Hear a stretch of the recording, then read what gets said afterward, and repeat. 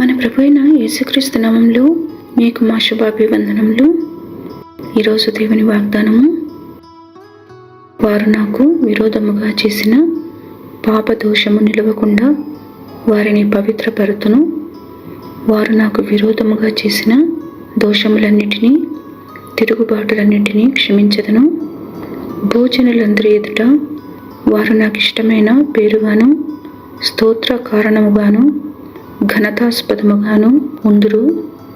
నేను వారికి చేయు సకల ఉపకారములను గూర్చిన వర్తమానమును జనులు విని, నేను వారికి కలుగజేయు సమస్త క్షేమమును బట్టియు సమస్తమైన మేలును బట్టియు భయపడుచు దిగులు నొందుదురు.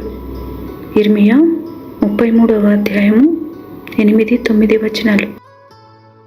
I will cleanse them from all their iniquity by which they have sinned against me, and I will pardon all their iniquities by which they have sinned and by which they have transgressed against me.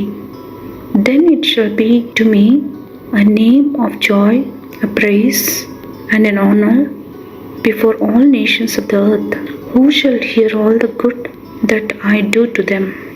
They shall fear and tremble for all the goodness and all the prosperity that I provide for it.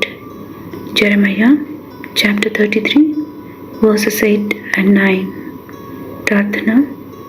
ప్రేమగల తండ్రి, సమస్తమైన మేలును క్షేమమును మాకిచ్చి మరొక దినములోనికి నడిపినందుకై వందనాలు. నమ్మదగిన దేవుడవై, మాకు సహాయకుడవై ఆదుకుంటున్నందుకు మా వందనాలు. మా భయములన్నిటి నుండి మమ్మను తప్పించి మాకు కలుగు శోధనలన్నిటిలో జయమిచ్చి నడుపమని యేసు నామములో వేడుచున్నాము తండ్రి.